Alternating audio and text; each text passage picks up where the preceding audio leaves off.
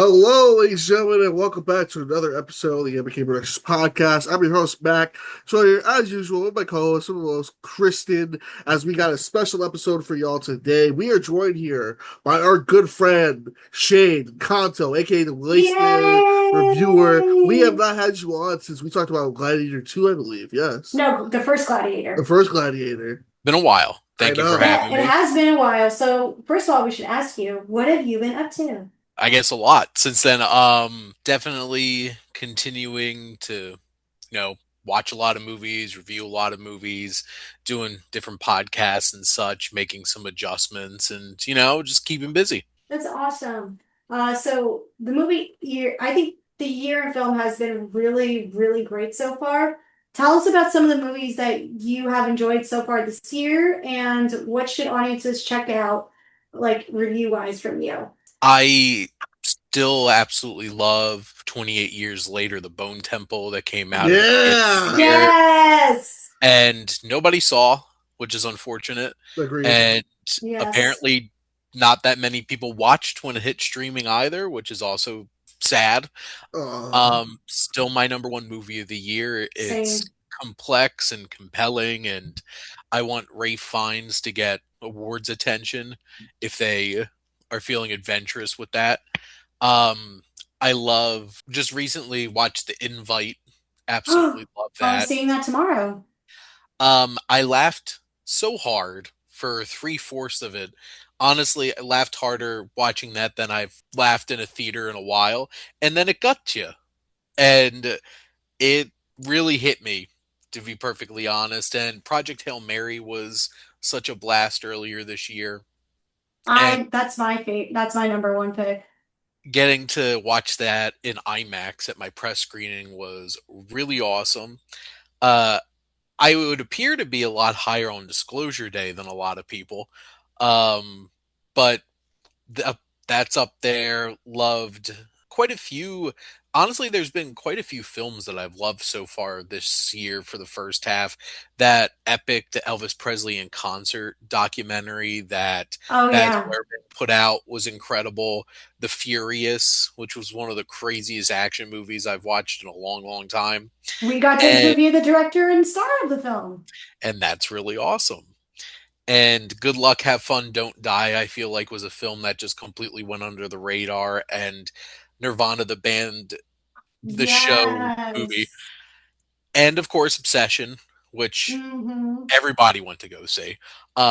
Plenty of times because somehow a movie that was made for less than $1 million made over $400 million. Yeah, which is So bananas. it's been a really strong year so far. And there's other films, but those are some of the ones that really, really stuck out to me so far. So of course I have to ask you, are you ready for the Odyssey? I am seeing it in a couple days as of us recording this, as I have my press screening the Monday before it comes out. So I'm super, super excited about it. That's amazing. I'm seeing it opening night. I'm As you going with should. that crowd. yeah, we'll I'm see. seeing Yeah. it with the crowd. Do you have your popcorn bucket, Shane, the IMAX camera? Well, I can't have popcorn because I can't have corn. Oh, okay. Um, Oh no. yeah, it's sad. Uh, there's been certainly some really interesting popcorn buckets lately, and that IMAX camera one's very interesting. Honestly, the one that I would want most is the new Super Troopers one. I saw that Um, one. Yeah, which Wait, I have to look this up. What? I gotta look it up. I do Super like. Troopers. I might get that one. I might actually break and actually order that one. it's the mustache. The Yeah, mustache does it. Because Wait, I have to see this. of course, the popcorn bucket has to Oh, have a oh mustache. All of them my do. God, that's funny. I it's Yep. love the funny. glasses. I saw Supergirl yesterday, and my sister's like, "Don't get that popcorn bucket." Oh no. I looked at it. I was like, "Oh yeah, that's right. I forgot. It looks like Do, the dude one." do you be funny? I don't know if we can look into this, but oh, it has a removable hat. Since that's the top of the popcorn bucket, I would Yeah. love it if it was like a Mr. Potato Head situation where you could remove the stash and the glasses, like it was made like a Velcro or something, and then you could put it on your face and stuff. I mean, I don't know how it would feel like getting the buttery popcorn all over it, but do you know what? Popcorn buckets are like very decorative pieces now. If we could get some It's action not about going the on. popcorn anymore. No, it's not. It's like, you got to show off the style, and I'm like, we can get creative here with this popcorn bucket. If that was removable, I think that would have been really funny. If you could get a whole entire bust of Galactus for a popcorn bucket, that's basically where we're at. They're just making I'm still looking for movie that one. they're just making movie models at this point and selling them with some space for popcorn. Oh yeah. When are we gonna get the? Is it gonna be like? Are we remember when back in the day from like pop figures used to spoil movies like the villains and stuff like that? When it'll get to the point where popcorn buckets start spoiling stuff? That would be interesting, but some of them are some misleads. I distinctly remember the Lego set for Iron Man 3, and there's like a giant like machine that the Mandarin Oh yeah, rode around in, and it's just like a mech thing, and it's just like, well, that didn't happen.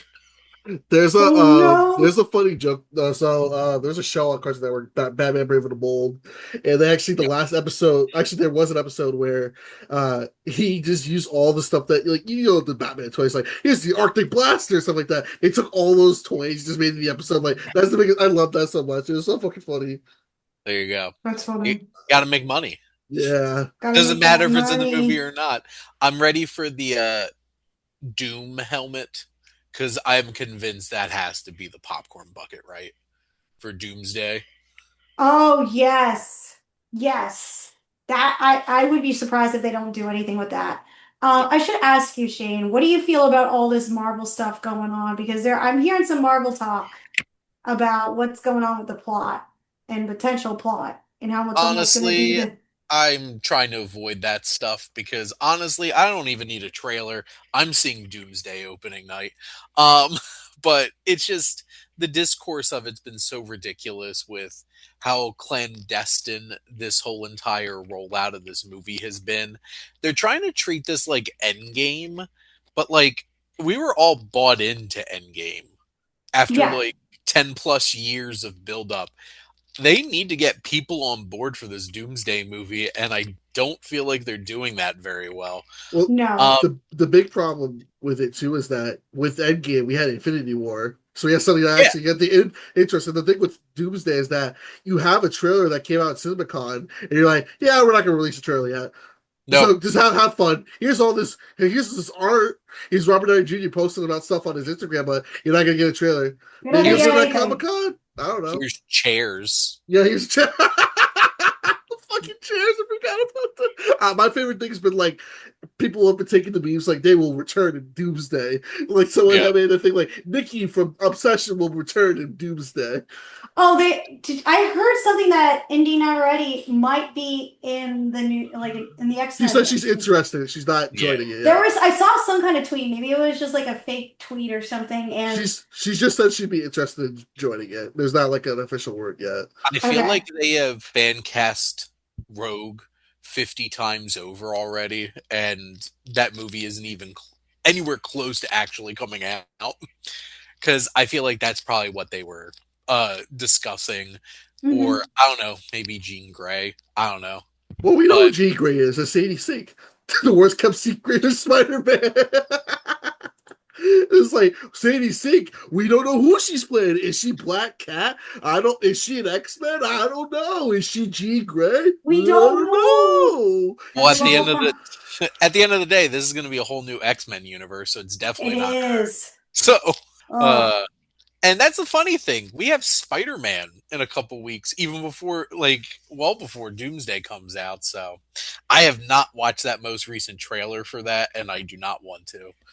I Uh, usually be surprised when I go in and see Spider-Man at this point because everybody loves Spider-Man. And it's not hard not to love Spider-Man. So I just think they just have to make a good movie at this point, and then the rest will come if we're talking Doomsday if people want to be there. Oh my gosh! This just came up on my Free Willy reimagining set at Warner Brothers. All right. Anyway, Wait, let's get into the news topic. yes. Yeah, let's get into the news. Who gives a shit? Yeah, MCU. We'll see you at Comic-Con, Marvel. Let's see if you bring your Endgame there. But all right, guys, let's get right into the news. This is CNN. All right, so the news. I got some juicy news. Hey guys, did you like Moana? Yes. Oh Are yeah, you I love excited for the live Moana. action one coming out? Indifferent. Well, guess what? The critics ain't excited for this because this is Dave Moana at the time of this podcast. It is July 9th. It's coming out tomorrow, Yes. July 10th. It is sitting at a 37% critic score on Rotten Tomatoes. Ooh. It is the lowest rated live action Disney remake that they've had so far. Out of the 47 reviews, people have said it lacks the charm and magic of the original version, and it provokes only an exquisite form of agony. So, y'all, how I do you how do you feel about it? I would like to know how many of those negative reviews are literally just it's the same movie negative review. Probably a But lot of them. which most of the reactions I've seen so far is like, well, pay to go watch Moana again because it's the same movie. I just we all know why this movie exists. Dwayne Johnson wanted money Yeah. and pushed for this whole entire thing. And an hour and 55-minute live, quote unquote, live action, which is mostly just CGI anyway, because the whole entire movie is like oceans and monsters and stuff like that, besides Moana and Maui. It's just like, this is Lion King all over again, Yeah, which we didn't except, need.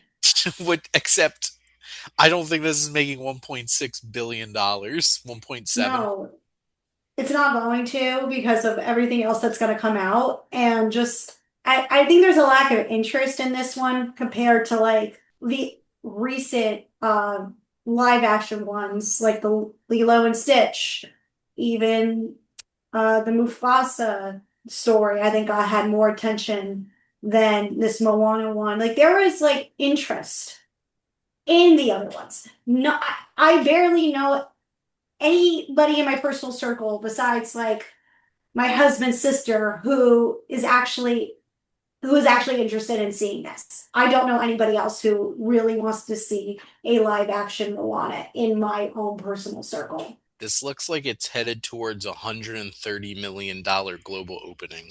I don't know. I think that's like the most it'll get. Like, I think over the run its course, like over like if we're talking money wise, I don't see this. Like, I think it's gonna be like maybe in the top five box office for maybe like 2 weeks or so, 3 weeks.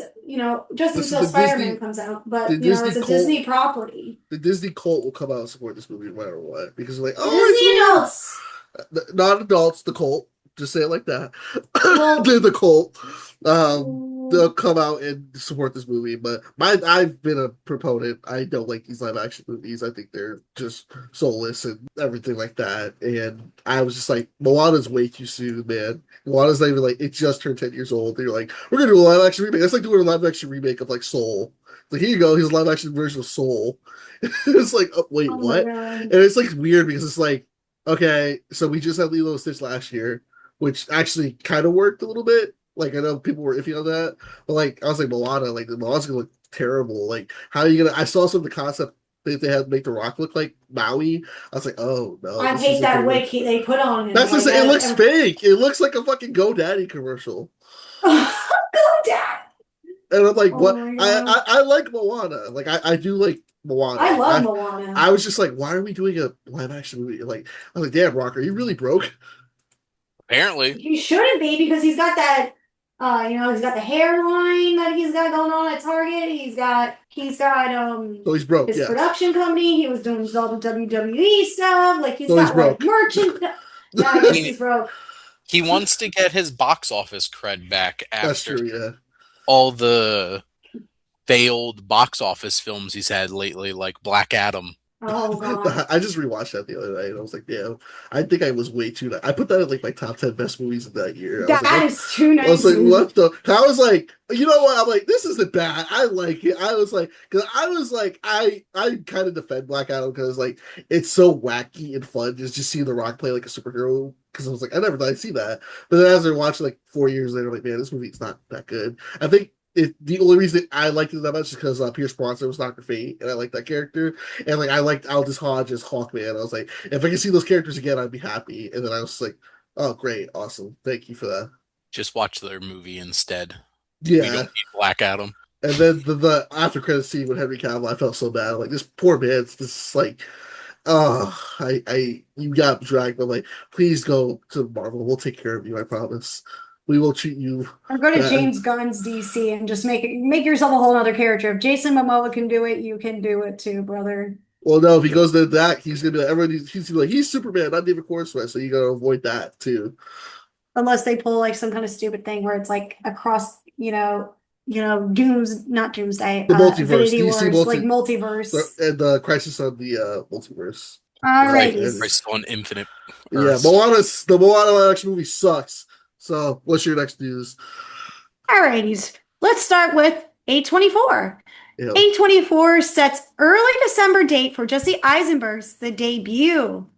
A24 has set a December 11th limited opening for two-time Oscar nominee Jesse Eisenberg's latest directorial, The Debut. I will say directorial debut. This article is coming from Deadline from Anthony D'Alessandro. Here we go. The movie stars Oscar winner Julianne Moore as an unamusing housewife who is unexpectedly cast in a community theater production. She loses herself in the role under the spell of a strong-willed director.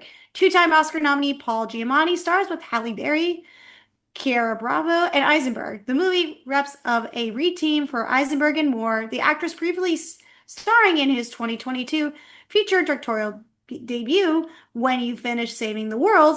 We know for certain the debut will be showing up at a film fall festival or two. So, guys, are you ready for this new project from Jesse Eisenberg? Since this is his third film, and a lot of people seem to have enjoyed his direction lately. So, Shane, your thoughts? I loved A Real Pain, I did too. and that was a very well directed, very sensitive film. And I did watch the trailer for this, and it's an interesting concept to put two very talented actors in for a vehicle. And Paul Giamatti being probably an egotistical, overbearing, like community theater director just writes itself. And Big I fat can't liar. I can't wait to see that Yeah. performance. And I both of these actors are extremely talented, and I look forward to this popping in there for because A24 usually has a like December limited or release type film. Hopefully this one will Mhm. fare better attention wise than the Iron Claw, which still makes me sad that barely anybody saw that. But I'm excited about this for sure. I think it looks pretty good. There was somebody online, as someone who does not regularly watch The Simpsons and has seen episodes of The Simpsons, but apparently there's like a Simpsons episode tied to this. Like there was like something about Interesting. it. Like I don't remember. I can't recall. There was like a TikTok and I was like, huh, interesting. So, Matt, are you gonna watch the debut? Probably not. Probably not. Okay. But what if it gets nominations? Okay. Still Does gonna that watch affect it? me? Yeah, like doesn't affect me. I mean, it's whatever. Okay. Well, I was just Mac has asking. Doomsday and Dune Yeah, to I Oh got better yeah. shit to watch. Oh God. No, it's not better. It's just like it's your interest. Once again, I got better shit to watch. Okay. But my news story, Disney writers are looking to push and resurrect a canceled Monsters. The idea originally was, I believe, it was having an older Boo re-enter the lives of Mike and Sully. That was the original pitch for Monsters Inc. 2, and there's a few videos out there. I know Blockbusters and trailers. I think that's the YouTube channel I watched. They talked about the original plan for Monsters Inc. before they pivoted to Monsters University. I think Monsters University over the years, I think people are starting to love it a little more because I actually like that movie. That marketing is great. I love the story of it. My favorite part was when I like how Charlie Day was in the movie and I was getting into the Always Sunny and the part where they broke into the factory and they're like, "Hey, what are you doing up there? I can't go back to jail." I'm like, what the fuck? But they're looking to push sequels in. They said to Pixar they want to do more sequels, and you see Toy Story 5 killing it. Would y'all want to see a proper sequel to Monsters Inc. when Boo comes back as an older adult? Sorry, I just had a big sneeze. Bless you. well, Monsters Inc. is my favorite Pixar movie. Oh, And okay. this certainly grabs my attention, and the emotional weight that this reunion would have certainly is interesting. I wonder if it'll build off of Monsters at Work, which is the Disney Plus series, Yes. which has been building up since. But if there's so much you could possibly do with this monster universe, because it's such great world building, I wouldn't be opposed to seeing another one. Here's the thing: Pixar's already decided that they're just going to make a bunch of sequels now. So as That's the long way it as goes. they're making ones of good films and offering up meaningful stories, and I'll be down for it. I'll who am I kidding? I'll see Monsters Inc. too. If they announce that tomorrow, I'm like, well, got my money already. I think a lot of people would be interested in a Monsters Inc. sequel because it's very popular. People, I think of our generation, Shane. Uh, I know, Mac, you're a couple years younger than me, but I feel like when Pixar was really riding on the high, people were like checking it out and loved the fact that Monsters Inc. was so original and still captured kind of like a same heart as a Toy Story would. Or Toy Story did, I should say, excuse me, not really English, but I think people would show up. People did show up when Monsters University came out, even though I don't know a lot of people who did see the Monsters University or show. I forgot what the title of the Pixar show is called on Monsters this at Work. Monsters at Work. Okay. Yep. I don't know anybody who has watched it, but I think when it's a story where that's worth telling, then I see audiences showing up for a Monsters Inc. sequel, if that makes sense. Well, it's Well, just let Pixar too, so that's Yeah. it don't really matter what they make. It's just Pixar. They're gonna see it because it's Disney. I mean, come on. You're talking to someone who was like, "Oh yeah, we're finally getting Incredibles 2." I'm like, that was fine. It was. It We was got the fun. sequel. It was truly Incredibles 2, and we're getting a third one. And I'll probably be there because I need to see if they can correct themselves. I If should the ask second one doesn't you, happen. Shane, did you enjoy Toy Story 5? I did. I enjoyed it quite a bit. And, you know, at this point, I think people just need to get past the fact that Toy Story 3 is not the end. Because Yeah. that's been a complaint for years now. But that's the thing, as long as they're making films that have stories that have something to say, like that's the thing about the new Toy Story felt relevant talking about Oh, technology yeah. and how that incorporated in. And it was nice giving Jesse the focus. And, there's like 50 Buzz Lightyears Oh, yeah. uh, That was a little silly. to go along. But no, I had a lot of fun with it. I enjoyed it quite a bit.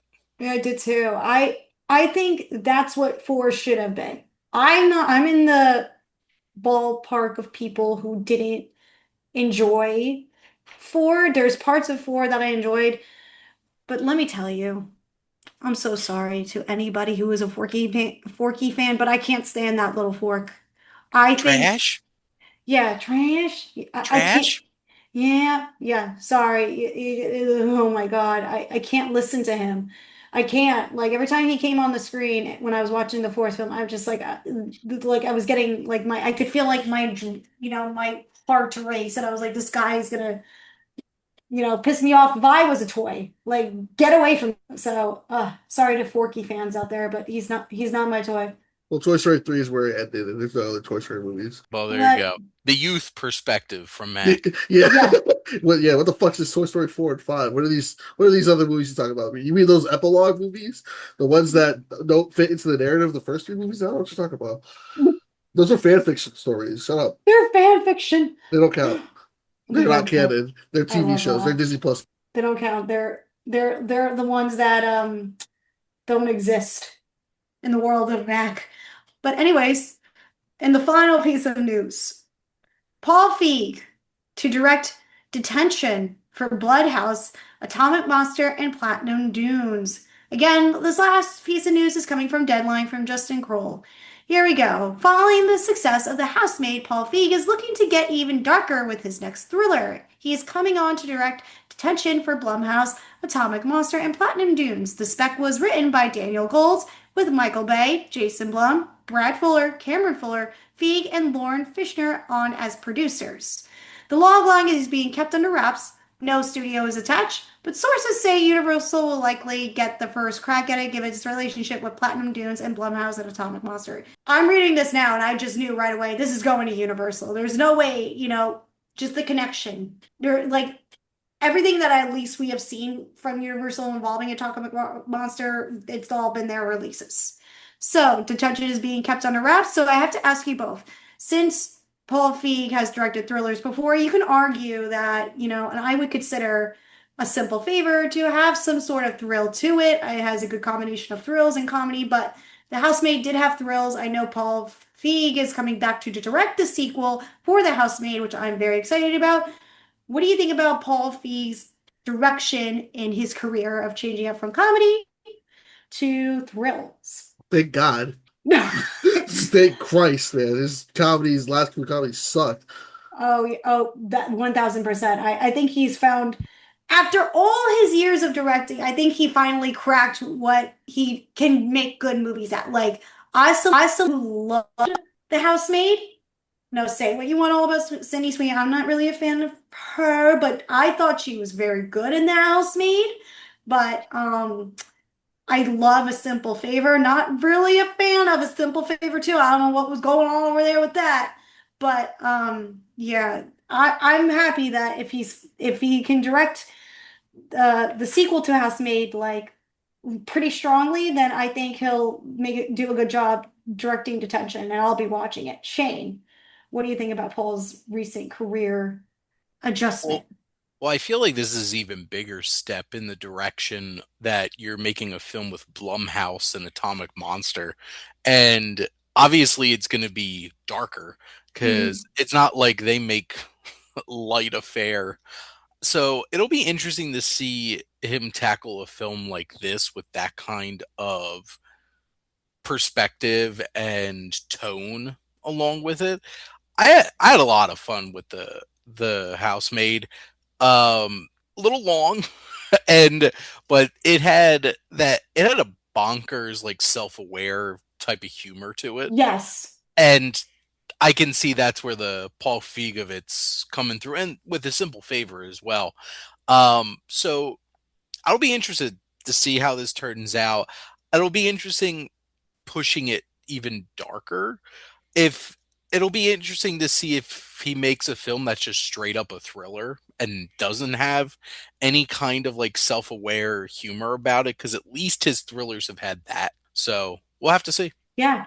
Alrighty. So Paul, if you're listening, you have an audience who will be certainly watching, but that's my final piece of news, Matt. All right, and Paul, if you're listening, don't make another Ghostbusters movie. But all right, man, any news from me or anyone, make sure you drop it in the comments or Instagram. But guys, let's take a trip and let's talk about Christopher Nolan's The Prestige. A real magician invents something new. What happened? It was the greatest magic trick I've ever seen. When a rivalry becomes a battle, It has no trick. it's real. Every twist and every turn decides who lives or who dies, and nothing can prepare you for what you can't see coming. He can do what magicians pretend to do. The Prestige, rated PG-13, starts October 20th. All right, ladies and gentlemen, in celebration of Christopher Nolan's newest movie, The Odyssey, coming out a week from this next week, pretty much, we decided to go back and talk about, not like I'd say like underappreciated Christopher Nolan film. And no, that's not Tenet. We're not talking about Tenet today. Maybe another time. But we're actually talking about... We did talk about Tenet, Mac, years ago. You're not ruining the joke, damn it. Shush. We did talk about Tenet, but we're not talking about Tenet again. We're talking about The Prestige. And this is a film that was written with his brother, Jonathan Nolan. It is based on a novel by Christopher Priest. It is set in Victorian London. It stars Hugh Jackman and Christian Bale as stage musicians who compete to create a superior teleportation illusion. This has a stacked cast: Michael Caine, ScarJo, Rebecca Hall, Andy Serkis, and fucking David Bowie, which I didn't know. I was like, oh shit, David Bowie's in this movie. Okay, cool. I completely forgot he was in it. Because I was I found at Twin Peaks they're gonna be having like a cast reunion in my town this fall, and I was watching Twin Peaks. I forgot that he was in Twin Peaks. Like, oh, and I looked at the filmography, like, oh, he's in The Prestige. Yeah. But Prestige is interesting because, like I mentioned, it's one of Christopher Nolan's more. I'd say during this era of the Nolan era of the 2000s, this was right after Batman Begins. And Batman Begins was like a lightning storm when it comes to superhero movies. And Christopher Nolan wasn't where he was now. Like he was still like, oh, he's that good director. He did like Memento, Following, all that. But we haven't gotten Inception yet.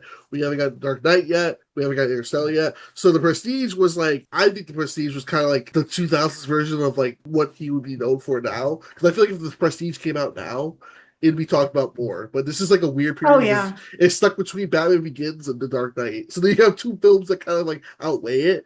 And honestly, I didn't watch this movie like at all until like last year.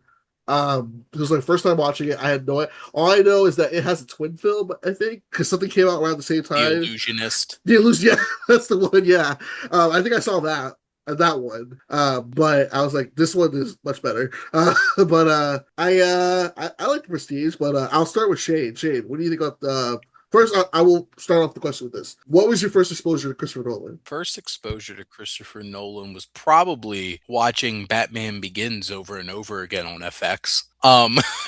Because I distinctly That's how most of us watch our movies before streaming, y'all.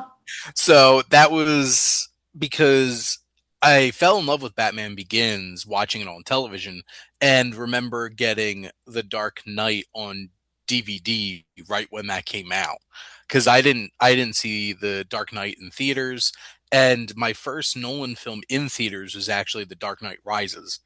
And I was in college, and I found The Prestige at the Princeton Record Exchange, where they have like a sea of used DVDs and Blu-rays. And I remember taking it back to my dorm and watching it with my brother, and my mind was blown. So it was definitely like early in high school when I started getting into Christopher Nolan. And I distinctly remember watching Memento in a film class that I took in high school too.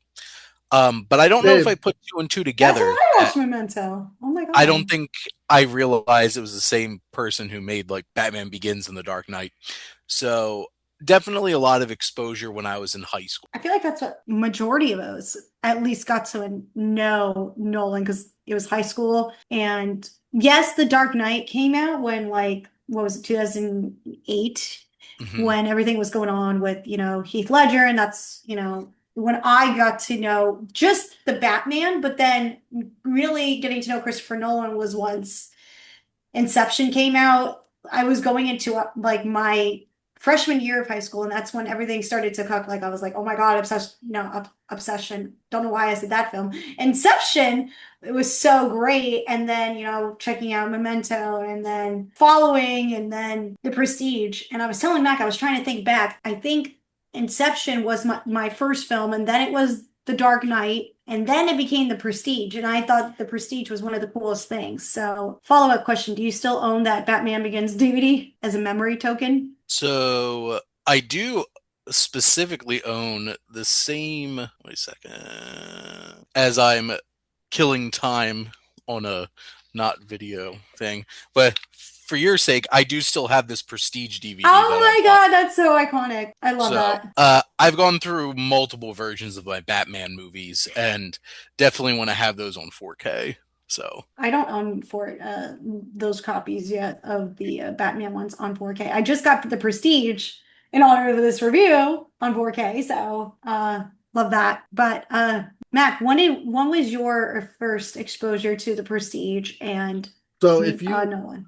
If you see, well, like I said, I saw Prestige last year for the first time because I didn't know about it. But if you watched our Christopher Nolan draft we did on a live stream, I told the story about the first Christopher Nolan movie I saw in the theater was Tenet, because I was way too young to go see any of his movies. Memento I watched in college during COVID. That was interesting, but I already know the twist, so it kind of like not like diminished it for me. I'm like, okay, it's still a good movie, but I wish I didn't know the twist. But I saw Tenet and I was like, okay, I like how this has the theater experience pretty cool, and then seeing Oppenheimer in the theater was like, okay, this is the true Nolan That's a experience. whole nother level. Yeah, seeing that in IMAX, I was like, okay, this is what I was missing out. Because Yep.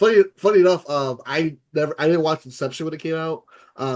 My mom and sister did because there was a time when Verizon had a deal when it first came to streaming where I think if you got a new phone line, you got Inception for free on your phone.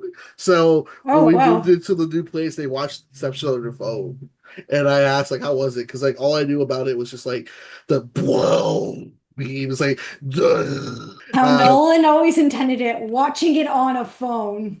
I mean, yeah, when we're moving and we have no power, that's usually what happens. But that's I didn't see a Nolan movie till Tenet. I like Tenet, and then Oppenheimer I saw in IMAX. So with the Prestige, I was just curious because I'm like, damn, like this is kind of like a proto. This is like something like, damn, this is kind of like something I'm like. I was surprised that it didn't do as well as it did back. It did well, but like it didn't like break numbers like what Warner Brothers was hoping. Because I was looking at it at his track record with Nolan. He was with Warner Brothers from, as I lost my plates in my notes, it was from I'm losing my spot in my notes, from Insomnia all the way up to Tenet.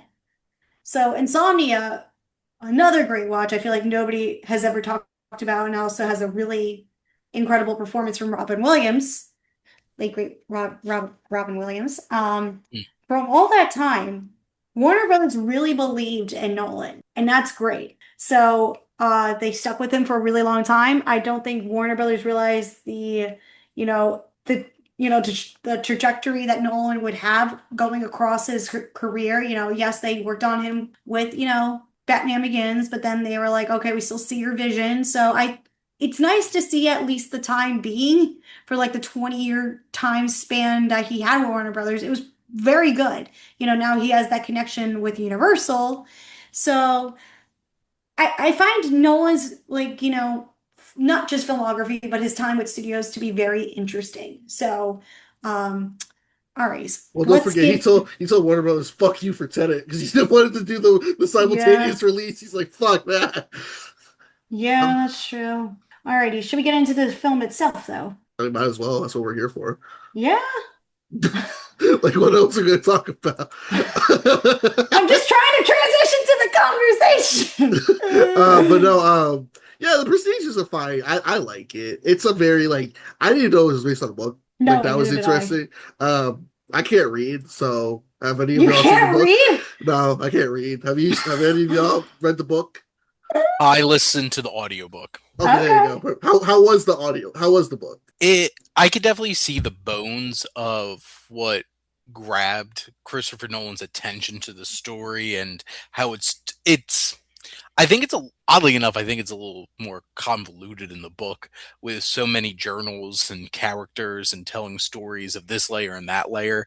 But I think the film's better than the book. Oh yeah, I think it's one of those cases where I've seen people say online that was the case. And there was stuff online when I was reading about it. It said the author was very impressed with Nolan's work, knowing the following in Memento. He thought that was worthy enough, to have a director like Christopher Nolan to come on and direct it.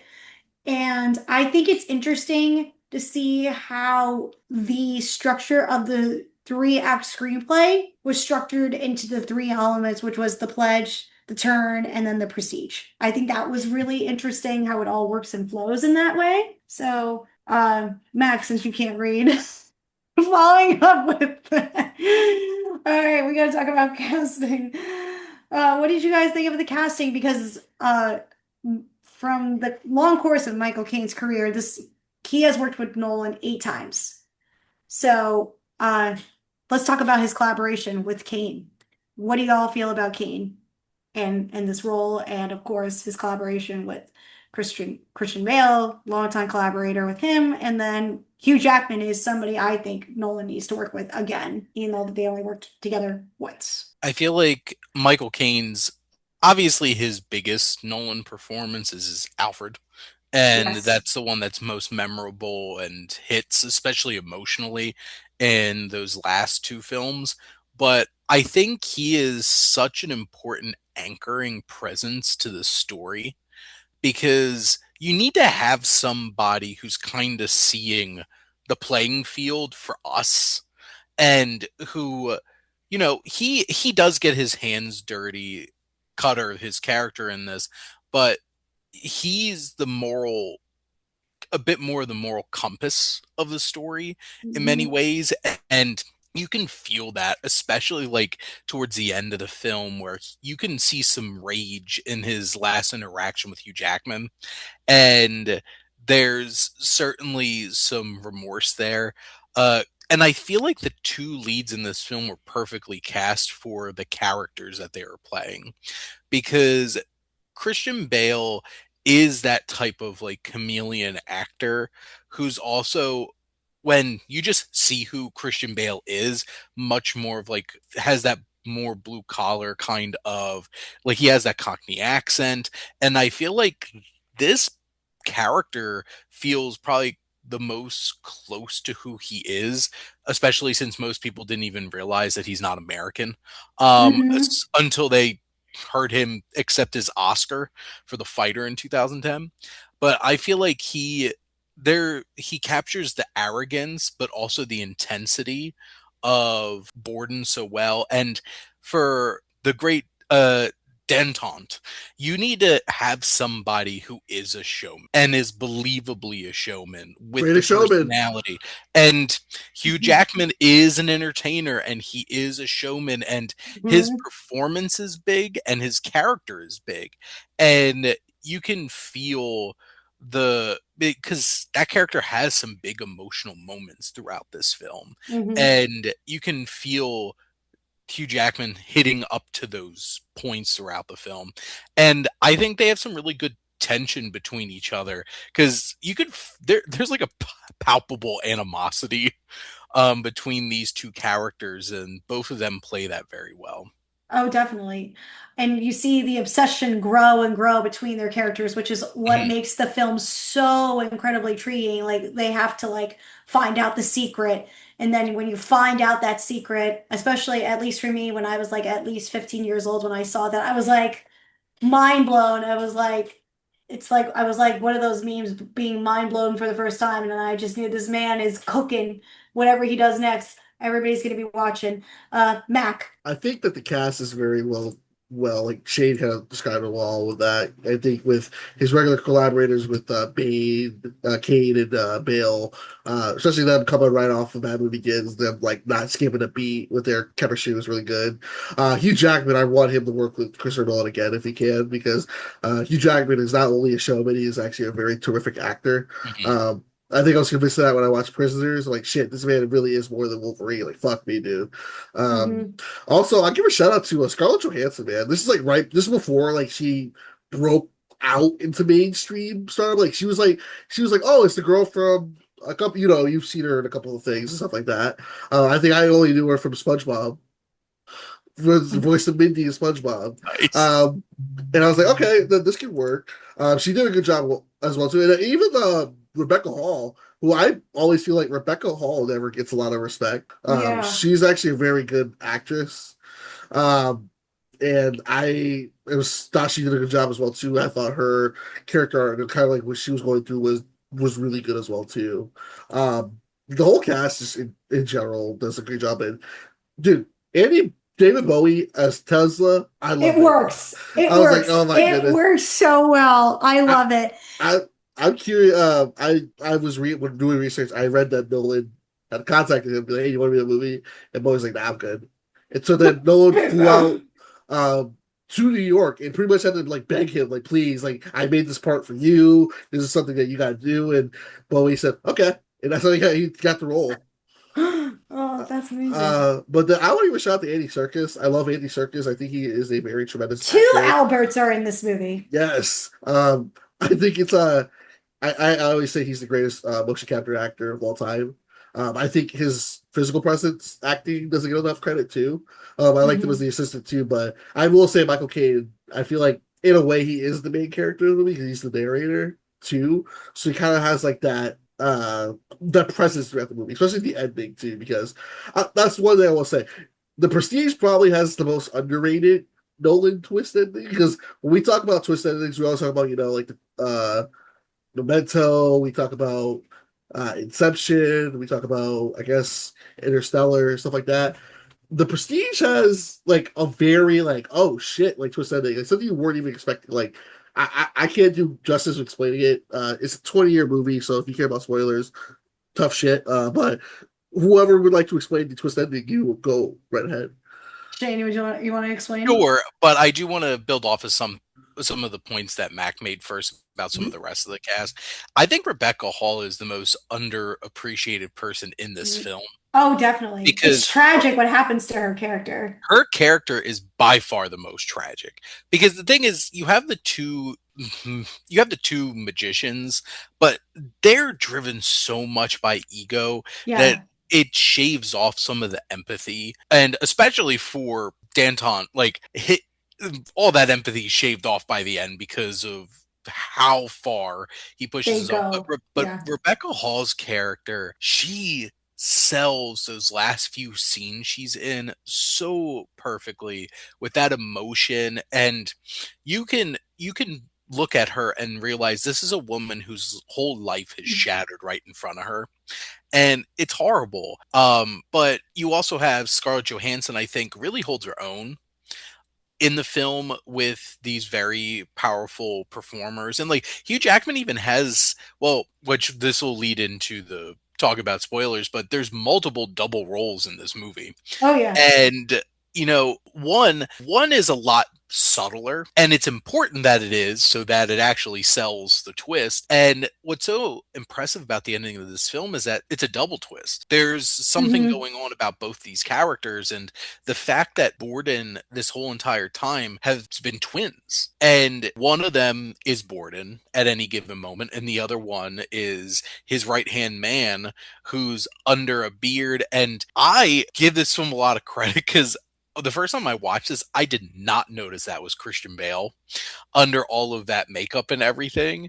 And you feel the subtleties in slightly different characters and how they interact, because you have multiple scenes throughout this film where each of these twins interacts with Rebecca Hall's character, and they have such different personalities in those moments. And that's one of the biggest things to allude to. It's like, I believe you today. Yeah. And because she can tell which one of the days that the brother that actually loves her is there, and the indifference that the other one shows as Borden towards her is horrible, and it's so tragic. And then Hugh Jackman has a double role because you have that lookalike guy that he gets, and he hammed that performance up so much. Oh my god, yeah, he did. Yes. So much fun. But the fact that at the end the true transported man was a sci-fi cloning machine made by Nikola Tesla is such a wild twist. And the fact that this is actually a sci-fi movie in disguise is also a really interesting thing, because up to this point, it all seems grounded, and there's always a grounded explanation for these tricks. And then boom, when they pull the rug out and you realize that that machine clones, and the fact that Danton clones himself every night and kills one of them in a tank full of water. Yeah. And when that camera pulled back at the end and shows just that whole space full of dead Danton clones in those water tanks was so disturbing. Yeah. And this movie blew my mind when I watched this for the first time. This was my favorite Nolan film up until when Interstellar came out. And I still absolutely love this film. But the Mhm. fact that both of these men go to such great lengths because they want to prove that they're the best, and how it destroys everyone around is so disturbing. And that's why at the end of the day, neither of them are morally good characters. No. And They're why I think corrupt by the fame and obsession that they have for this magic and for each other, and they just want to prove to themselves, and it's all secrets. So sorry, I well got so no excited. and I love hearing this. well no it's important too, because at the end of the day, one of the twins winds up being remorseful for this whole situation Hmm. and wanting to just end this nonsense and spending time with his daughter, because at the end of the day, there's a child involved in this whole Yeah. entire situation, and the sick stuff that Danton, like adopting this child at the Yeah. end, was messed up. And that scene when Cutter shows up and meets this Lord Caldwell and it's him, and you're just like, oh my god. And there's a lot of fire there. But no, this film, I love the structure with the non-linear storytelling through these journals, these fake diaries.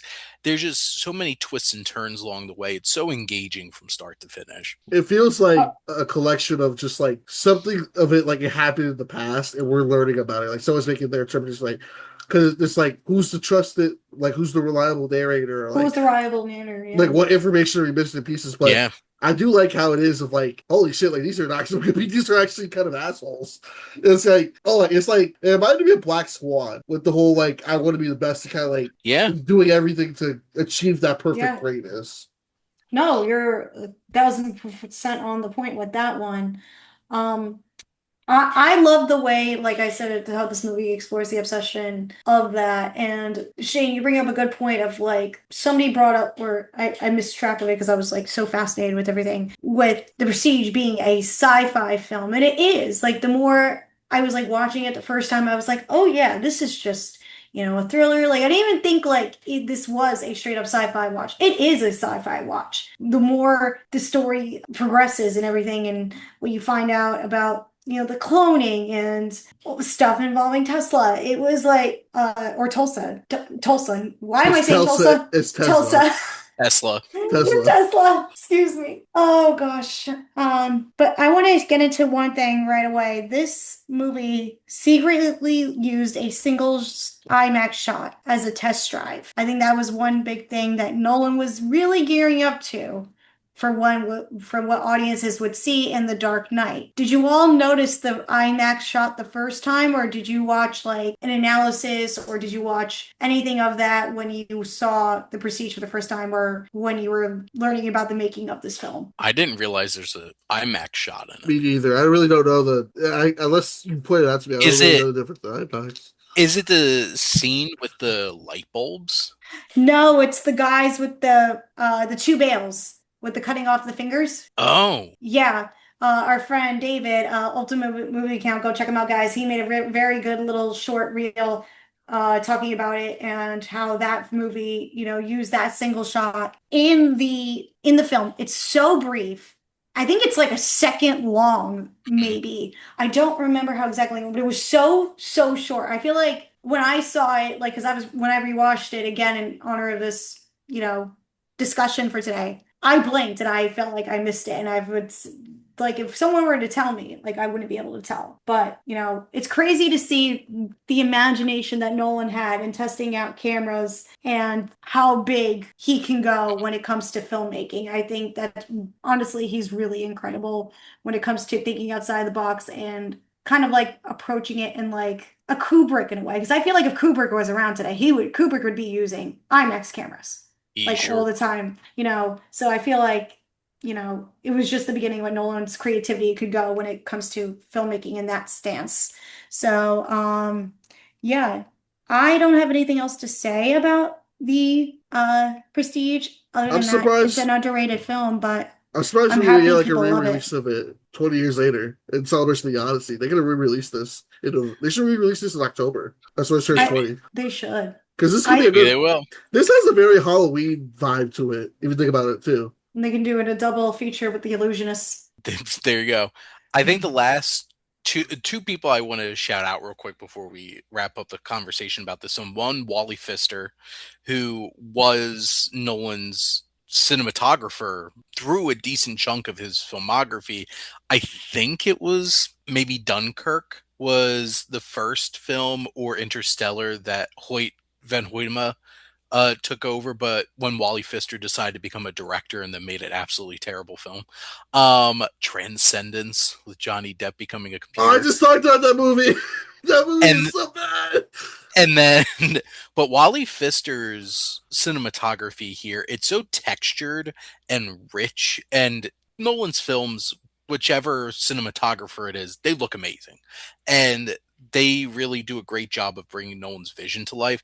But I think one of the unsung heroes of this movie is Lee Smith, who's the editor, because Nolan has such a distinct approach to storytelling where you have shots coming in so fluid into scenes without even like having the audio of these moments. Somebody's talking and you have all of these quick shots of something else. He played around a lot with that in Memento. You see that in Insomnia, and like Batman Begins, and here he really starts doing that a lot.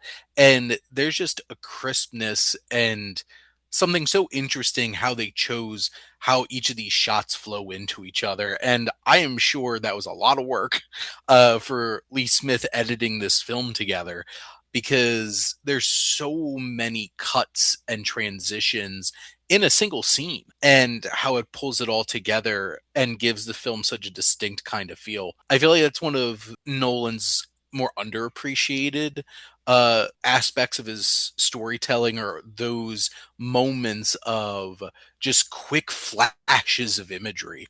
There was a lot of that in Oppenheimer too, but no. So those were, I wanted to give those two members of the crew a shout out, because they're big pieces of how this all comes together. Well, I appreciate the shout out, and it makes going back to the shot, I do want to confirm once again that it was the scene where Christian Bale's character cuts off his fingers, and yeah. So, and do you know why I didn't pick up on it? And it makes sense, because that IMAX shot, of course, is not on a Blu-ray, which would make so much sense, because it says how it looks on the disc. Because Nolan prefers a consistent movie look, the entire film, including that one IMAX shot, is cropped and locked into its standard widescreen aspect ratio of 2.351 on a Blu-ray and 4K Ultra HD release.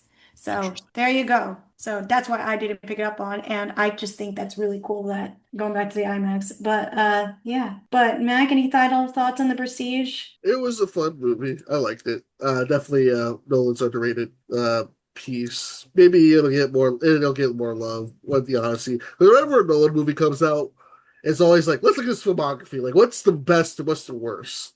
And usually I've been seeing Prestige a lot more being in the top of like, okay, this is actually a good movie. Let's talk about this more. But I liked it. It's still pretty good. Re-released it in theaters and let it celebrate its 20-year anniversary. We do that every year for Dark Knight. Let's do it for The Prestige. Yeah, why not? And I'm curious to see, because Odyssey, you already see people are getting mad like, Odyssey. You can't see each of the Odyssey. Mac, I can't understand what you're saying. Cyclops. There's Cyclopses in the Odyssey. Unrealistic. Literally, Cyclops is in the story of the Odyssey. I'm like, guys, you fucking. It's like I'll give Nolan credit. He's not doing a Ridley Scott where he's like, shut up. Just like shut up and with the history, but I don't know. That's because Christopher Nolan doesn't have a phone, or like he's not paying attention to. He's not paying attention to a bunch of idiots are saying on social media. Idiots or a bunch of people who do movie podcasts about what they're saying. He just cares about the collective circle that around him and just knows that, okay, am I going to deliver a good movie? Yes, no. How much time am I going to take on it? He's not listening to everybody who is on the internet. He's not. Well, I hope my boy John Berthenol has something to tell us in his role. Apparently he does. That's what I heard. I was like, he's like, now let me tell you something, sir. But can't wait for the Odyssey. Give it the prestige to watch. If I give a prestige a letter grade, I'd say probably A minus, B plus. I give it an A because I love it so much. I think it always hits on the rewatch. Do you want me to give it a grade? Oh yes, yes, please. Do we do A pluses here? Oh yes, we're big on the A pluses. This is in my top 100 favorite movies. So I'm so happy that you. I think it's somewhere around like 50 or something. I love this film, and like Interstellar is one of my like top 10 favorite movies. So I've always been a big fan of Nolan, and I cannot wait to watch the Odyssey. And based off of the early reactions, a lot of great things coming out of the first critic screenings. And yeah, I'll be seeing it because, I'm a film critic and not an influencer. Oh yeah, that's right. There's no influencer screenings. So, my question with the Odyssey, and I this will transition to us, our final segment. Do you think that the general audience, the TikTok brain normies, will get the Odyssey like we do, us informed intellectuals? Well, here's the thing. Like, there's not a whole lot to get about the Odyssey as a story. It's a guy who pisses off the gods and takes a couple decades to get home on the ocean. It's an adventure story. So I feel like it's getting really bogged down in all of this nonsense, but like it's a good old fashioned, like this is just an elite level filmmaking approach of Clash of the Titans or Jason and the Argonauts and those old fun fantasy sword and sandal. It's just Nolan version. So like I feel like this is a straightforward enough story about a man trying to come home to his family that it should be something that speaks to people and has plenty of thrills and excitement to go along the way. So I'm hoping that general audiences are not listening to the stupid noise that's going on with all the nonsense and just go out and have a crazy big epic adventure on the biggest screen that they 3-hour adventure on the screen. Yeah, 2 hour and like 55 minutes, which will be fun on a Monday night that starts at 7:00. Oh my god. And it's like 50 minutes away from my house, so I'll be driving home afterwards. I think of it as Castaway meets Clash of the Titans. That's a good way to put it. Yeah. Sure. Basically. And I'm happy to see with a bigger budget. 10 times bigger budget. I like Matt Damon, so I'm happy he's going to get his starring role back with that. And I think from the trailers, it just looks so like epic. Like this looks like you need to see this in theaters. I was like, okay, bet. You know what's funny? Somebody made a TikTok or like a Instagram reel, and it was like the Odyssey, how everybody intended. And somebody took like the Odyssey trailer, taped the phone up to the wall, and then I think you hear Matt Damon yell, "Let's go!" And then all of a sudden the phone just falls off the wall with the duct tape glued. And I was like, "Yep, we are in prime cinema." And how Nolan envisioned us to watch the Odyssey. I can't wait to see Travis Scott in this movie. Oh god, that. There's so many people in this damn movie. Like Jesus Christ, man! And everybody who is associated with in this film, I don't care, but I would like Travis Scott. Like we're redoing this whole thing. Like we forgot about Astro World. Okay, well, it's supposed to be like how it's the oral poetry. So rap is part of the way the Odyssey is told. I get it, but I trust Christopher Nolan's casting because, like, I don't think he would have cast him unless he had a meaningful reason to. Unless Kris Jenner got him in. Because, like, Christopher Nolan isn't going to just go out there and stunt cast. Yeah. He is very particular about what he wants. Like, he's so particular, people don't even read the scripts. He's just like, I have chosen this for you. And Robert Pattinson's like, no, give me the script. Yeah. was like, but Christopher, I'm doing Batman. Rob, get your ass over here. We're doing a fucking Greek movie. Oh no, Robert Pattinson apparently was the only actor who demanded to read the script first before he accepted the offer. So hey, I'll give him credit. You know, I guess he wanted to find out. He's a professional. Yes, I'll give him a lot of credit to that because he's like, hey, it could work, or I just end up being like a total not totally the part on screen. And I just find it funny everybody was reacting how Robert Pattinson was saying daddy. I just think that was so funny. just the reaction of it, because I'm like, okay, it sounds intimidating, but then the reaction online was like, oh, Robert Pattinson saying daddy, and I'm like, It's one of those things where it's just like, I'll wait until I actually watch the film. yeah. Like, I think people are programmed at this point to have a film like this, and everybody has this proper British accent, because that's the type of people that would be cast in movies like this. Yeah.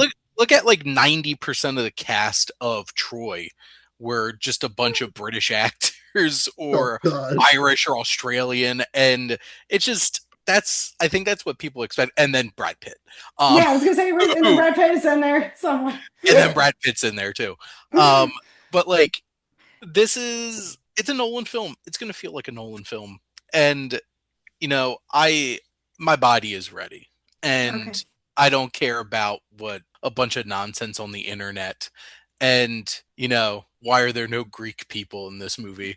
And it's just like any movie about like ancient mythology has ever had a bunch of Greek people in it. I just want a good movie. That's all I asked Nolan to Mhm. do. I was like, hey, Yep. just can you deliver me a good movie? Can you deliver what everybody wants to see with their money, their hard-earned money? Can you just deliver a good movie? But so I said this is the first Nolan movie when I played, and someone was like, "Don't worry, he'll find a way." With the Going plane, into so something with a fun. plane. We'll have a plane somewhere in this movie. I want to bring up one thing as we close out. The Prestige is still, like, I've known this for years, but Prestige has been on IMDb's top 250 films There you go. for a very long time. It's currently sitting at number 42. And I'll tell you, The Dark Knight is sitting at number 3. We also have Interstellar sitting at number 17. Inception is at number 14. So people love the Nolan. And I heard someone say, oh, this is going to bomb. No, I don't think the Odyssey is going to bomb. If the Odyssey bombs, then I think that there's something really wrong with everything. Although I will think that I think Spider-Man will probably do better with the money wise, honestly. Yeah, Tom Holland is going to make big bucks. So is Zendaya. They're gonna go and have their nice honeymoon with all that big bucks they're about to earn the next few weeks. That's all I'll say. I just hope that the Odyssey can do okay in its second weekend against Pinocchio Unstrung. Oh God!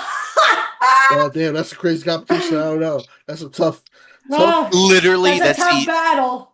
Based off of first showing, that's the only wide release coming out July 24th. And I'm 100% sure because no studio wanted the weekend between the Odyssey and Spider-Man. They're just like, we surrender. Goodbye. Yeah, we have no hope. And then that studio making all these unhinged, twisted horror versions of these classic fairy tale stories is just like, it's our time to shine. Yeah, they're coming out of the shadows. Really, it's our moment. There's a remake of Godzilla Destroy All Monsters video game. It's coming out the same month as GTA 6. I'm like, have fun with that. I'm more excited about Godzilla. Same, me too. Speaking of Godzilla, did y'all see the new trailer that dropped today? I did not watch it yet. I didn't watch it yet either. It fucking looks amazing. Oh my God. This is what happens when you're like, here's more money. And it looks so fucking great. I love Godzilla -1. Yeah. We haven't talked about that one yet, Mac. We should talk about that one. Maybe, yeah. I like Godzilla -1 so much, and I was so excited. First, won an Oscar, which is awesome. And then we're gonna make a sequel. I was like, yes. And then we're gonna have that, and then we got the new MonsterVerse Godzilla next year, which I'm excited for too. But no, the trailer looks amazing. I can't wait to see the new Godzilla movie. Alrighties, guys. I think that's about it. So that I have for us for today. Anything else other than that we're all excited to see the Odyssey and that we all loved the Prestige? Let's predict if Spider-Man will have a post-credit scene to hype up Doomsday. I think the post-credit scene will be nothing. I think the post-credit scene will be the trailer for Doomsday. Imagine. Oh, yeah. That's so good. Can you imagine that? They're like, hey, you really want to stay? And it's like, oh shit, next is the trailer. They know people are going to stay. I mean, did you all hear one thing as we were closing out? With the Evil Dead Bird, with the press screenings for that, did you go to the press screenings for that, Shane? I did, and they turned it off. Yes! Turned it off before the post-credit scenes. Really? Yes, they were like, we can't. How was that movie, by the way? I'm seeing it tomorrow. I thought it was it's probably the close to the darkest Okay. of the Evil Dead movies, because like this deals with like domestic abuse Oh. and Oh, a okay. complicit family Ooh. around their son who's a domestic abuser, and Oh. then they are all tortured by deadites to like confront their sins around that, and I'm like, So damn. Deadites are gonna be the moral compass in this movie? What the fuck? It's an interesting mix of its own standalone familial drama elements to it, and there's a surprising amount of Evil Dead lore in this one, and there's some crazy creative camera shots in it, and there's some disturbing imagery in it. Like, I there's some crazy gore, but there's a couple of moments where I'm just like, I've never seen that in an Evil Dead movie, and I don't want to again. So See, this is why I avoided a lot of reviews because I'm seeing it tomorrow morning and I just want to be so surprised like this because it's going to be my first Evil Dead movie in a theater. So I am like, oh my. I I love think Evil. Rise, well, Rise was my first one in a theater, but I did go to a special night with Bruce Campbell. Hell yeah. oh, shoot, that's cool. He hosted a game trivia show, Oh shit. then did like a 40-minute standing on the stage and telling stories Oh, that's about cool. his career, and then they put on the Evil Dead, the original, and that was such a blast watching that and it's like an old theater, like where they Where would do was like, this? stage performances. It was trying to remember what the old theater is. It's a little outside of Philly, and it was such a blast. But seeing the Evil Dead in a theater for the first time It's was unique. so much fun. So I have seen that one in a theater, but no, I have been a big baby most of my life and would never be able to watch horror movies in a theater. So I'm proud of myself. Oh, I did like Evil Dead Rise, so I was excited. I'm actually curious about Evil Dead Bird because I'm wondering I mean, if they. the hardest title drop in a movie ever. Oh, yeah. Boom. yeah. That was the most jarring thing I Like, think that happened in the movie. I think Evil Dead has actually had a very underrated like 3 movie run because the 2013 one's actually Well, really good. honestly, the Evil Dead franchise as a whole is probably the most consistently good horror movie franchise. Yep. Because like most horror movie franchises have straight trash in Yep. them, and Halloween. Evil Dead doesn't. Oh my god, Halloween, half of them at least they're trash. Hey, according to some people, it's the first 3, and then everything else is a count, and then you go to Rob Zombie, and then you do 2018, and it's all downhill. I hate the Rob Zombie one so much. Really? I love Rob Zombie's music. I hate him as a director. I remember having this conversation with you as we talked about this, Shane. I like- when we went to see some movies. I like Devil's Rejects. It's like it's like a big like what the fuck is this? But I love it. Like his Halloween movies.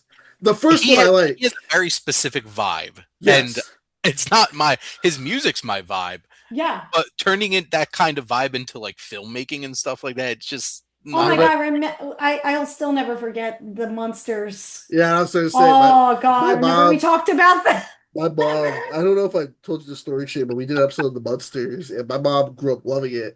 So I told her, I said, "Hey, Rob Zombie's going to do the Munsters," and I'm like, and I said, like, "Oh, he must have been a fan of the Munsters." And I guess he's like, "I do whatever I want. So here's the Munsters," and she watched it. It was like I've never seen someone's like, the face of like just pure disappointment. Well, and like I felt bad.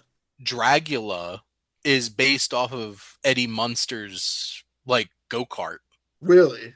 Yeah, that's what it's called, the Dragula. So that's the thing. He loves all that like macabre family entertainment from like that era. But just because you love it doesn't mean you should at remaking it. Yeah. Is he the rock version of Ed Wood? If you wrote my harsh opinion, kind of. Like, we're allowed to has harsh. So would you say which one of his movies would be the Plan 9 from Outer Space? Oh, what's his? Yeah. I feel like House of a Thousand Corpses is like his like magnum opus of just that Rob Zombie vibe.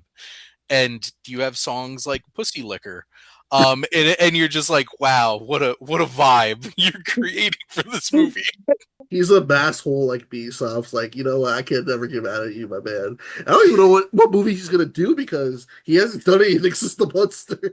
Probably nobody wants to give him money. But I'll give him, like, he has created his own thing for himself, and I know people that really love that his films, and I'm not gonna be mad at enjoying that kind of stuff. It's just not my kind of vibe. No. So, but no, Evil Dead is though, and you should watch Evil Dead Burn. Boom! I can't wait to see it tomorrow. Yep. I do Can't wait to see it tomorrow. I'm so that excited. post-credit scene that they cut out from you, I guarantee it's connected to Evil Dead Rise because Evil Dead Rise ended on a cliffhanger. If you think about it. If I'm not mistaken, the beginning of Evil Dead Burn connects to Evil Dead Rise. But I heard one of the post-credit scenes is, and it kind of loops what could be construed as a plot hole if you don't see the post-credit scenes. Oh no. Well, and that's the thing. Like, I know it's not a big deal. From what I understand, it's like a fun thing. Okay. That they do with one of the characters. Oh, I swear, if they had a Bruce Campbell after the credit scene and they rob that of me, I will pirate that somewhere. Because I went to the movie. I watched it. If you didn't give me that, I'd be so mad. I would even take him just turning to the camera and being like, groovy again. Yeah. I feel like it's leading up, like, if they do another one, it's leading up because think about it. Evil Dead 20, this is the last point with it. Evil Dead 2013, Jane Levy survives. Like, she's the survivor of that. Yeah. Evil Dead Rise, the aunt and the little girl survive. And then whoever survives in this one, they all team up. And then Bruce Campbell's like, y'all have had your own experience too. And because Ash still out there. I swear, if they bring Ash back and revive Ash versus Evil Dead, I can say I Ash will versus Evil lose Dead. my mind. I love that show. That awesome. show. That show's great. Is that show canon? I don't know what canon is, to be honest. Who knows at this point? And honestly, I don't care. I would love for those characters to show up because because Bruce Campbell has cancer, right? Yeah. Yeah, and like if he got to have one last hurrah as Ash, I would love that. It'd be awesome. Bring it. He should. He should. He really should. Coming attractions. Yes. There you go. But see Evil Dead Burn, and then if you like that, go The Odyssey. We got some good movies out right now, y'all. Just go to the movies. That's all I'm watch gonna Evil tell Dead you. Rise afterwards, because Evil Dead Rise is a very underrated Evil Dead movie too. And then watch Oppenheimer again too while you're there. Oppenheimer, Prestige. We're covering Brother, all where the art movies. thou? Yes. The Odyssey adaptation. You know, if the Odyssey doesn't do well, I'm gonna make that joke with you. Like, man, I love talking about Brother. Oh wait, wrong movie. The Odyssey. Like guys, imagine like you in a theater, they just play that movie instead. Like, what the fuck? Hey, if they released Oh Brother, I'd go out and see it in a theater for sure. It's the double feature. feature. This is a great movie. That is a fantastic movie. I would commit to that approximately 4.5 hours of my life. Oh my god! Yeah, because I think Oh Brothers maybe hour 45-ish. Yeah. And then I did look it up. The Odyssey is 2 hours and 52 minutes. So. Oh my god! You think there's gonna be a director's cut where it's 3 hours? Oh yeah, we're gonna get like some kind of cut, and I think eventually we're gonna get that thing where they just started doing it for Project Hail Mary, is where you can go to the movies, where the movie's out in theaters.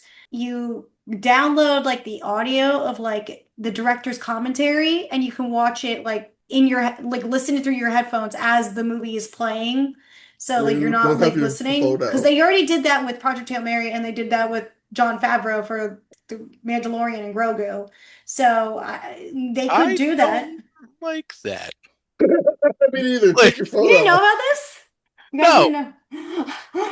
Put your phones away. Yeah. But you don't have your phone out during the movie. You have your phone in your pocket and you just listen to the audio. Thing. Okay, I'm defending it. Not saying you should have your phone out during the movie. I hate that. Okay, fine. As long as you put the phone away and just have like your AirPods in or something. Yeah, that's the point of it. With your hoodie up. It's not like you do in high school. Like the text on the phone, but like I haven't done this yet. Can you imagine that? Like, but somebody. The fucking you just wait guys, I need to scan this QR code in the movie to get the audio. 1 second. Wait, no. Remember when Spy Kids 4D came out and they had the smell-o-vision? I can't wait. Oh, Bring yes. that back with the phone so I can smell it through my phone. They had that as a Disney ride, and where you can do like the Stitch ride. Not a They'll ride, have but it was that an for attraction. Avatar. Oh, yes. Back to Earth, the fourth one. I did finally watch Fire and Ass the other day. Oh, yes, you finally watched it. Yeah, I was like, man, this really feels like the Way of Water, just with fire. And I was like, I'm starting to see the pattern of like, and I'm like, it hit me like, why is it taking so long to make these movies?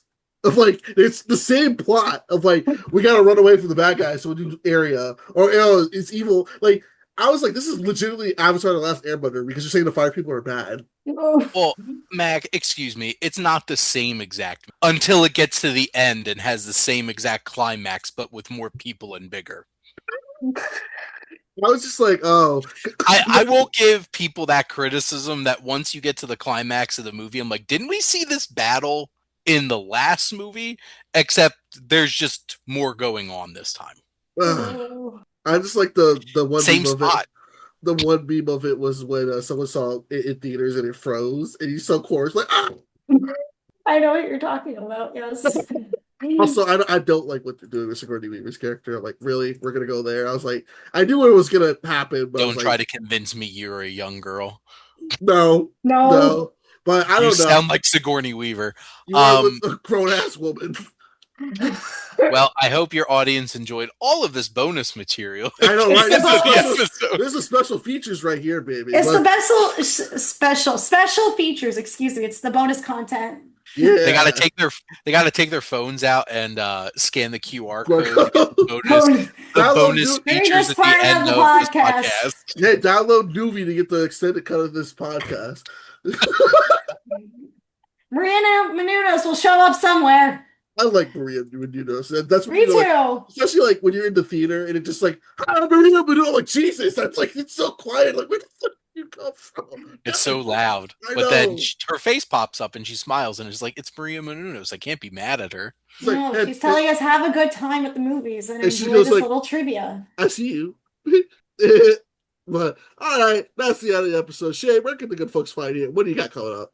You can head over to the Wasteland Reviewer Instagram page where I shamelessly plug all the things that I do over on the Wasteland Reviewer YouTube channel where I review all new films, and I have my weekly show, Welcome to the Wasteland. I have my blog, thewastelandreviewer.blog, where I have written reviews for wide releases and some monthly articles. I do contributions at sifpop.com and knockawoodfilm.com, and all of my podcasts at the SPDM Crew Podcasting Network. Amazing. It's so hard to keep up with you, Shane, because every time I see you have like a new podcast, you have a new article. I'm always fascinated to know what you're doing. I love it. I cut back, which is the wildest thing, but we're doing good. So, well, anyways, guys, our next episode should be the Odyssey. So be on the lookout for that. Mac and I are very excited to check that out. So, of course, because we talked about the Prestige today. Thank you all so much for listening. Yes, make sure you subscribe to the channel, drop a follow on our Instagram, donate to our Patreon, link in the bio in the description for everything. Until next time, I've been back. This has been Kristen. This is Shane. You will listen to the M&K Productions Podcast. Peace. Bye. Bye.